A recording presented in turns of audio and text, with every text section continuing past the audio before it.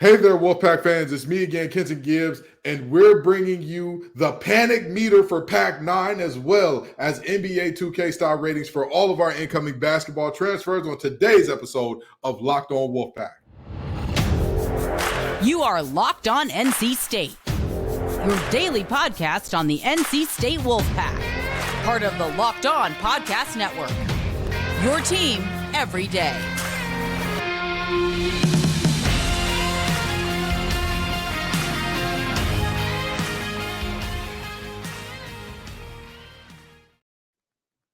Yes, welcome back in. As always, I'm Grayson Boone. That's Kenton Gibbs, and this is Locked On Wolfpack. Thank you for making Locked On Wolfpack your first listen every day. As always, we are free and available wherever you get your podcasts, on YouTube, and soon, this is an exciting announcement, soon to come on Sirius XM Radio. We're extremely excited about that, but thank you for listening to us each and every day. Kenton, the first thing we have to talk about in this episode. I've mentioned it a couple times, talking about Wolfpack baseball. I've pleaded, I've encouraged about there's still time to make up and right our wrongs. I'm hitting the panic button. Today's the day. I just hit the panic button. So please picture all of our listeners, all of our watchers on YouTube. You know that easy button from Staples, the big red easy button, and you click it and it says that was easy. I just clicked it 3 times and it says I'm panicking about Wolfpack baseball. And I'll tell you why. Thursday night, we had game 1 on the road against Notre Dame in the first of our last 3 ACC series of the regular season. I've mentioned it on here before. We have blanked around and found out too much. It's do or die, literally now or never. You have to win the series or you are in jeopardy of your season coming to an abrupt halt. Well, we're in bad shape going into games 2 and 3 of the Notre Dame series. We have now dropped game 1 here on Thursday night, squandered another lead late into the game. It was more of the same, some boneheaded mistakes, some lackluster execution, and it hurt us. It hurt us per usual. Kenton, did you catch any of this game? What are your immediate thoughts before I start breaking this thing down? I'm on board with you. If there was a panic meter on a scale of 1 to 10, yes, I'm obviously pushing the panic button too. I'm at about a 9. Because at 10, heads need to roll. At 10, there needs to be major changes to the program at a 10. Right now, I'm at about an 8.59. And this is a situation where I'm looking around and saying to myself, we're too talented for this. We're objectively too talented to be in a situation. I don't think that people realize how bad or how dire of a situation we're in. Grayson, I had no clue that teams could miss the ACC tournament before today. I had no clue. But apparently, if the ACC tournament started tomorrow, we'd be on the outside looking in. Am I correct there?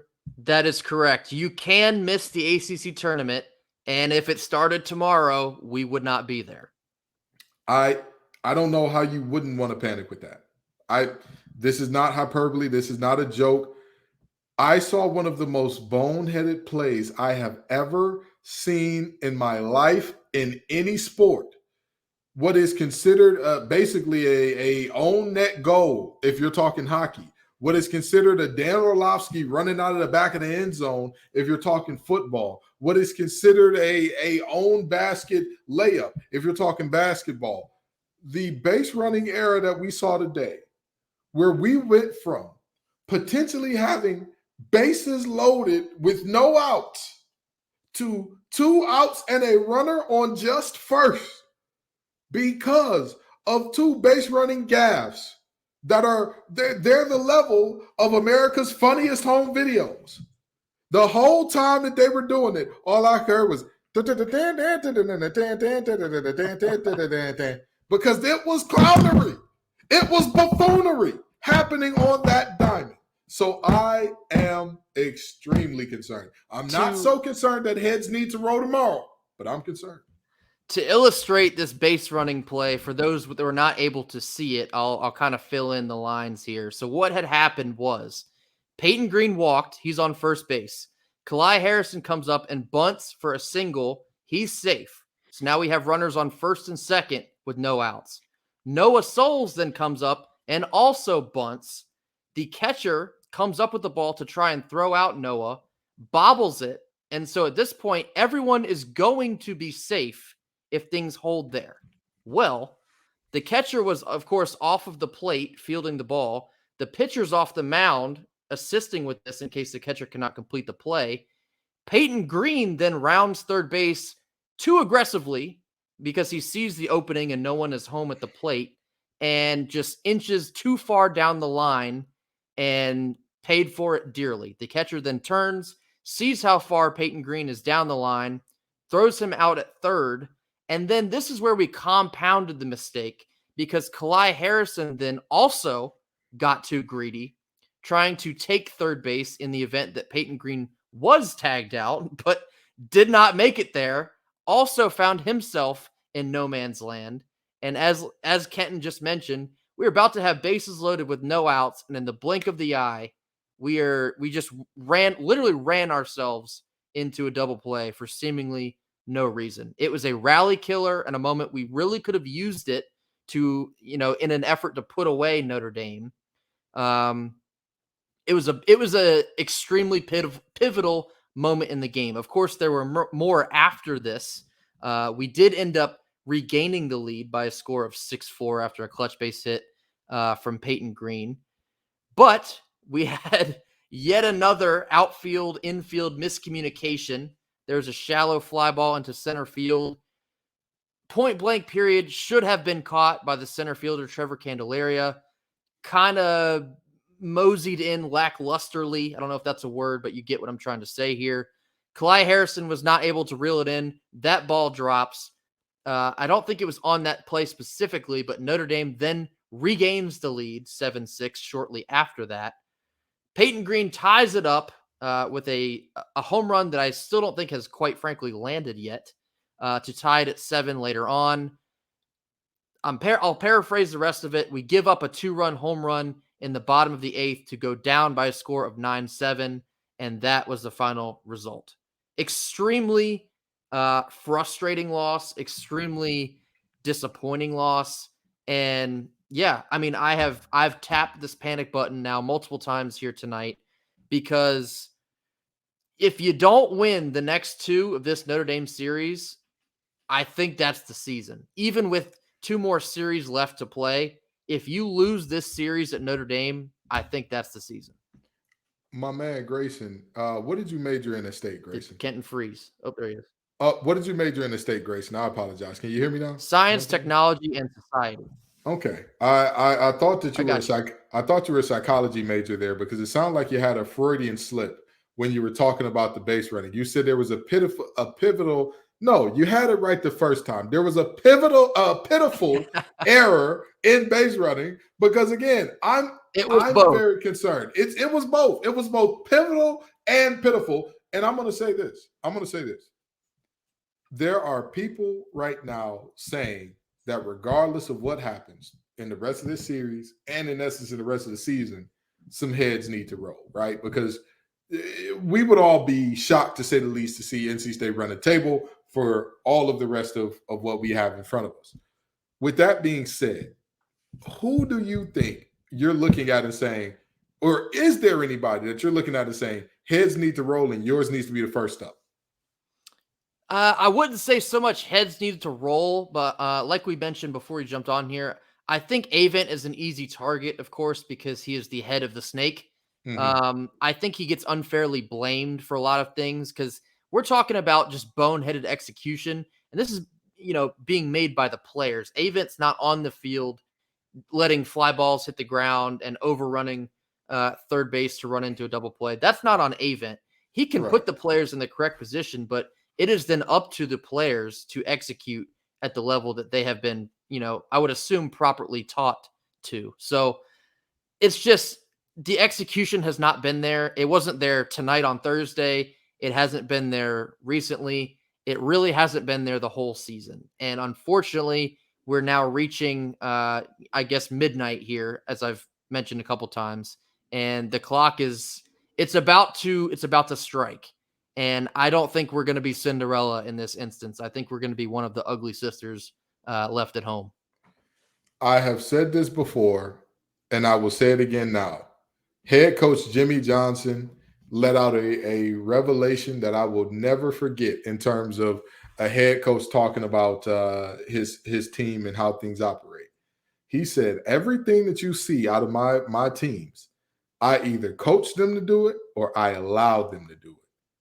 I'm sorry, but I'm hearing too many times, oh no, this player has messed around and had an error in fielding. Oh no, there's another base running error. I've heard that too many times. So at a point, I'm looking up and I'm saying to myself, all right, brother, are you coaching it or are you allowing it? Either way, it persists. Either way you cut it or slice it, it persists. And that's the problem for me. That's the thing for me personally.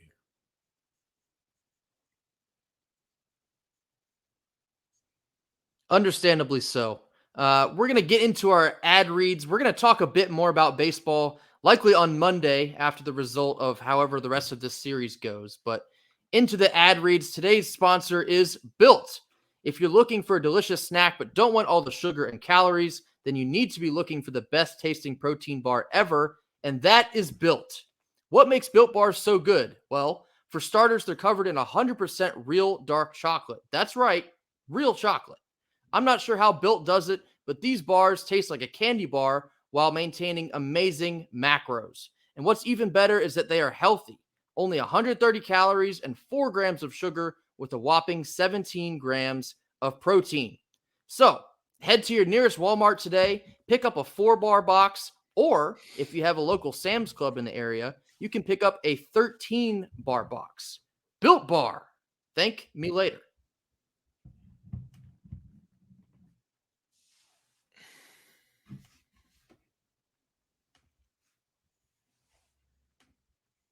Sorry, my buttons are a little slow for some reason.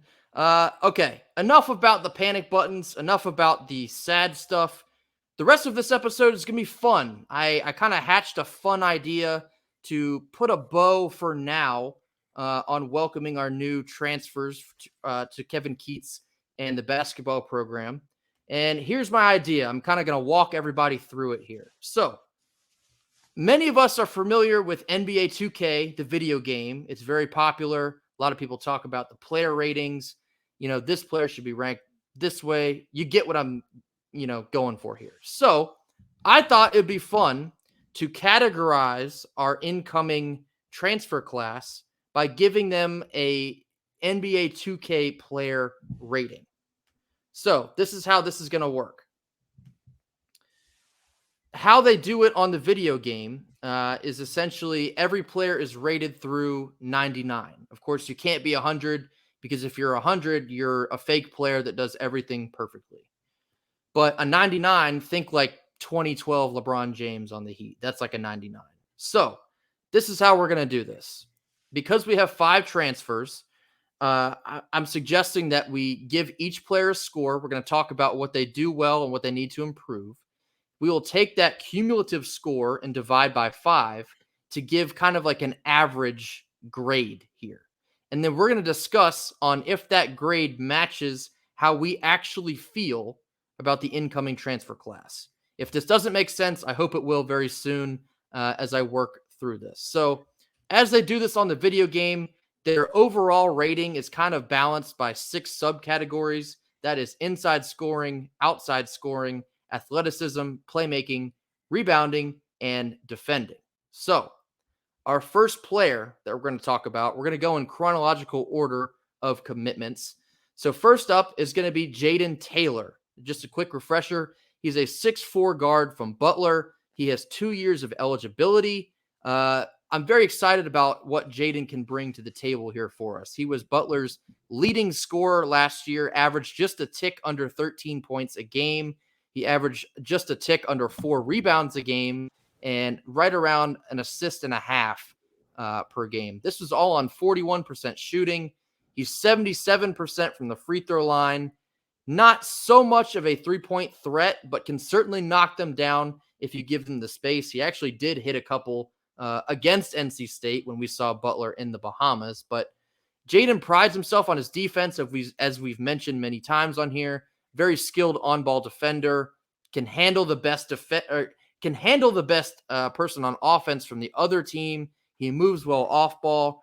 I'm excited about Jaden Taylor. I think he brings a lot to the table, both offensively and defensively. So my rating for Jaden Taylor is an 85. What say you, Ken? You stole my answer here. No way. I was actually thinking exactly an 85. I was thinking an 85. How about that? I think that he's a guy that when I look at his defensive abilities and his ability to score off the dribble, those are two things that are immensely valuable. And the biggest thing that I think not enough people talk about with his game, despite the lackluster per se field goal percentage, if you look up and down that Butler roster, he wasn't forcing up a ton of bad shots. His teammates just were not good scorers. He was not in a position where he could count on a bunch of other guys to knock down shots or get open to even knock down shots. So, I mean, him taking the shots was just what needed to happen more often than not. And so I think that his decision-making is a little underrated in that aspect. But with that being said, yeah, I think an 85 is good here. I honestly did not expect you to agree with me on that one. I even thought I was going a little bit too high on Jaden Taylor, but I want to put this out there before we get too far into it. My scores are more so, I guess, what I'm projecting based on what we've previously seen in their career. I hope that makes a little bit. And I'll say this as well.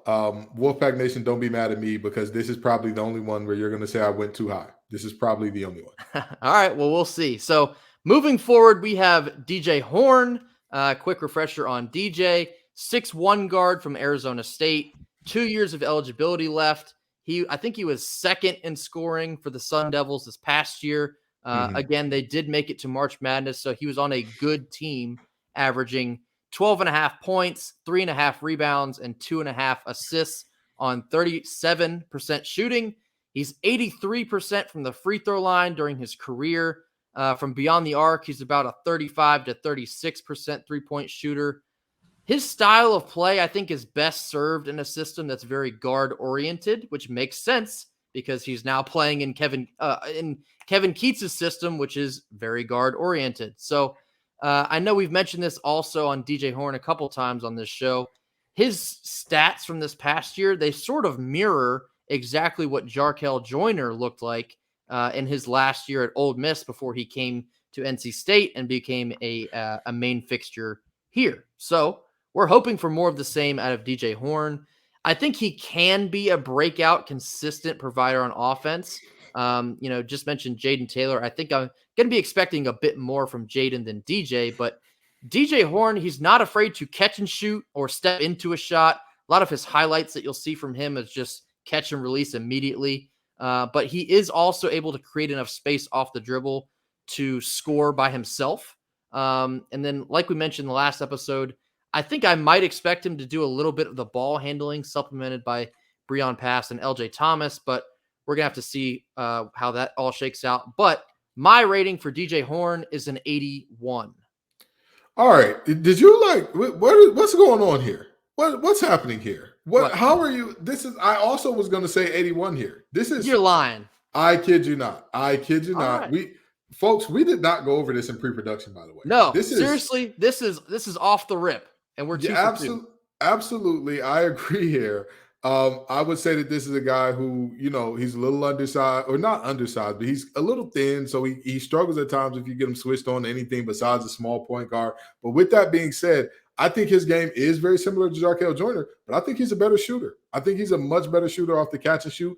I don't quite think he's as explosive as Jarkel in terms of that right now quickness, that suddenness, that is like, oh man, he just picked up his dribble and now he's gone. I don't think he has that in his bag to the same degree, but I do think that he is a better shooter that he is a guy that in transition, if he doesn't have the ball, he's as much of a threat because we all know 3 is more than 2. And if you find him spotting up in that corner, you can go ahead and count 3 to be falling. But I think I like DJ Horn a lot. I'd say an 81. And maybe this is the last one that I match up with Grayson on.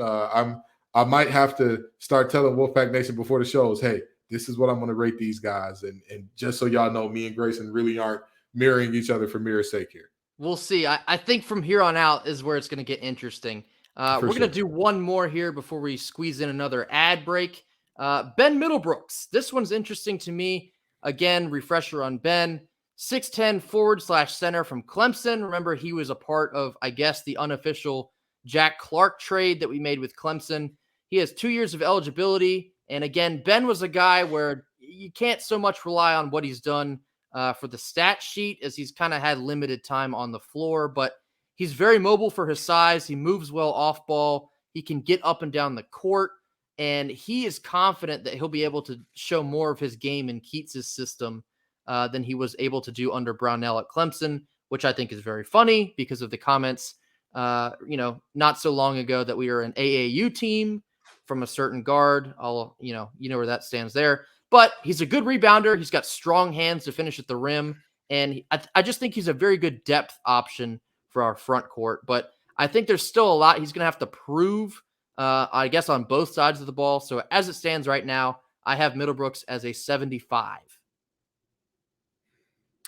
All righty. Well, I was literally thinking 75, 76. Grayson, I don't know. This is not funny anymore. Do we know ball or do we know ball? Try a different joke, Grayson. This is not funny anymore. I don't know what spies or FBI agents you have posted up at my location that are reading my notes here, but I agree. I would say 75, 76.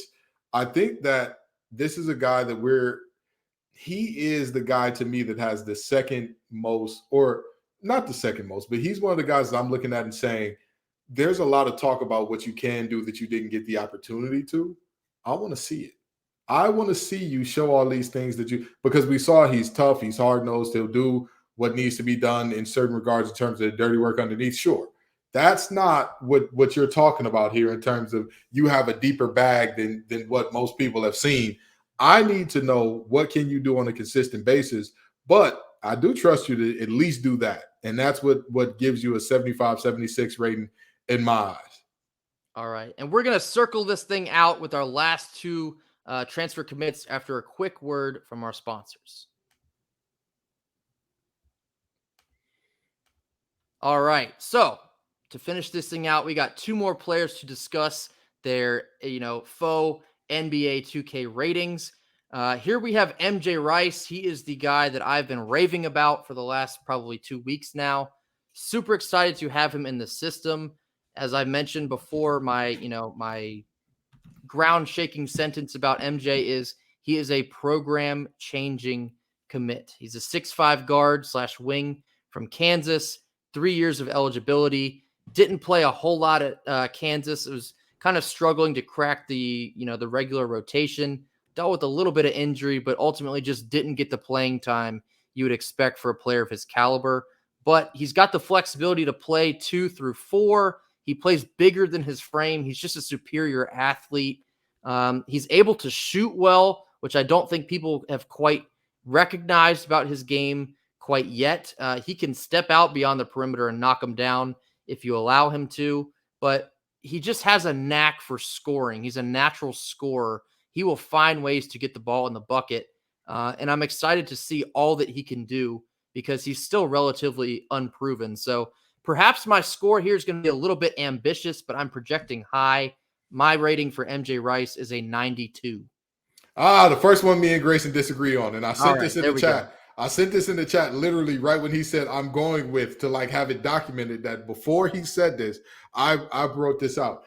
I'm going with an 88 here. An 88 here. I do think that he will be the best player in this class, but there's too many things that I'm not sure about. Don't get me wrong. I do think that he can do a lot of things, but also the durability questions come into mind too, where it's yes, he has the potential to be a program changer. No ifs, ands, or buts about it. He plays up to his highest potential. NC State is never the same again. And I mean that from a very genuine standpoint. NC State will never be the same again if he plays up to his highest potential. I think of all the players that are coming in, he by far has the highest potential. And I think who I say has the second may shock some people, but he has the highest potential out of all of them. But with that being said, at the moment, I give him an 88 because he has a lot of good things. You're right. He can play 2 through 4 depending on your lineup. He is very long. He has an NBA ready body. He has a body like he goes in the weight room and does more than looks in the mirrors. He's a ball player. He can go on both ends of the floor a little bit. I like to see the defensive intensity be there for the full duration of when he's on the court. Again, he didn't play that much at Kansas, so we're projecting more than anything else with him. But I'm going with an 88 here. And then last but certainly not least, we have Mohamed Diarra, 6'10 forward/center from Missouri. I think he has 1 to 2 years of eligibility, depending on what he chooses. Another guy, you cannot quite rely on just his stat sheet, as he never quite reached his maximum potential, I would say, at Missouri. However, he was the #1 JUCO basketball player in the 2022 class. So last time I checked, they don't just hand those out for nothing. You got to be the real deal to be, valued that high. But he's very long, very athletic. He just has a raw talent. If you go and watch his highlight tapes, there's a lot that he's able to do. He gets up and down the floor extremely well for a guy his size. He's quick for a guy his size. But I'm going to need to see him with a more conscious effort in the interior. I'm going to need a lot of boards for Mo Diarra. I'm going to need some rim protection for Mo Diarra. A couple features that he has is he is able to shoot from the outside. That's not what he's going to be on the floor to do, but it's just a nice, I guess, bonus that, if need be, he's able to keep defenses honest with a long shot every so often. But probably the most unproven of our 5 transfers here. Not quite sure what we're going to get from Mo Diarra here. So as it sits now, I have him at a 78. Okay. I sent in this one as well just to make sure, and we are exactly 4 off of each other again. I've got him as a 74, but with me saying the 74, I think that he has the potential to be the second best player out of this class. I think that he has the second highest ceiling of all of these players, because when I hear about him, the more I hear about him, the more I call around and ask around and all that, the more I hear he's just raw. He's just raw. He's just raw. He has all the skills. He has independently, he has all these things that work so well together that are like, hey, this is a really good player. But the reality is when he's raw and he has not fully developed or had the time to fully develop those skills, I'm not expecting him to come in and be 10 and 10 guy, double machine, a 15 and 10, 20 and 12 type of guy. I'm not expecting that right away. I do think that he has the potential to be a centerpiece, to be a star in Raleigh. The potential is there based upon what I've been hearing and based upon all the things I hear. He does this well. He does that well. He does all these things well. But the reality of this is very simply, what do we look at in terms of what actually is he at the moment? That's the question for me, and that's why he gets a 74 in my vote.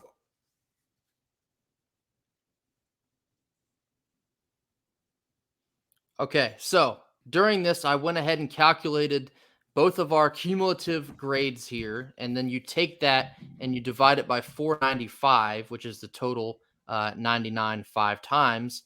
My score was an 83 for our 5 transfers. Kenton, yours was an 81. Mm-hmm. What is your opinion? I'll let you go first. Do you agree with an 81 overall? Do you think that we are higher when you take the sum of the whole, or is 81 about right? I'd say 81 is about right in terms of the average player rating of this group. And I don't want anybody to think, oh, that's a grade, because that's a B minus, right?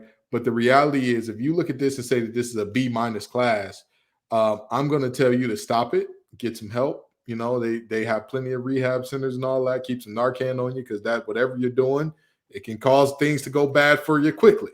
But seriously, I think that this is a situation where Coach Keats did a phenomenal job in the portal, And it shouldn't be graded against like how good are these guys against 100. It should be graded against how big of an impact do we think that these guys will have, and how much better could it have gotten if we say that, hey, Keats is the best recruiter in the country, or what do we look like against the best recruiter in the country in terms of the portal? And to me, that's a definite. This class is no worse than a flat B, maybe B plus at minimum. Yeah. So with my score of an 83, in my own opinion, if I were to grade the sum of a whole, I think Keats earned a solid B plus with his transfer portal efforts. So 83, I think it comes out a bit low if you're using just numbers, but I think it's a solid B plus is what it all shakes out to be. I think Keats did an excellent job at bringing some homegrown talent back to Raleigh, especially with DJ Horn, who is a Raleigh kid. MJ Rice is from not far down the road. Extremely talented guys that have a lot still to prove. Each one of these 5 still have a lot to prove about, their own personal game. And I think that gives them an edge. It gives them a chip on their shoulder. And I think that can only benefit us this upcoming season. So I'm very anxious to see how this all gels together. Of course, there are several more important pieces to this puzzle than just the transfers, but I thought this would be a fun way to kind of get a grasp on what we do have coming in with this exciting offseason from Keats and the crew. But I think we're both in agreement that it is a solid B plus. So we are interested to hear what y'all think. We want to see what you guys would grade our 5 incoming transfers. Let us know in the comments. Let us know on Twitter. Let us know wherever you feel is necessary. We're everywhere, and we want to know what you think. Let us know what you think Keats could have done better in the portal. Let us know what you think we should have worked harder to fulfill our needs. And let us know your 2K rating, because this was fun to do. It was a fun episode. So for Kenton Gibbs and myself, this has been another episode of Locked on Wolfpack. This is Cinco de Mayo when y'all are hearing this, so please enjoy yourselves responsibly. And as always, go Pack. Go Pack. You are Locked on NC State, your daily podcast on the NC State Wolfpack, part of the Locked On Podcast Network. Your team every day.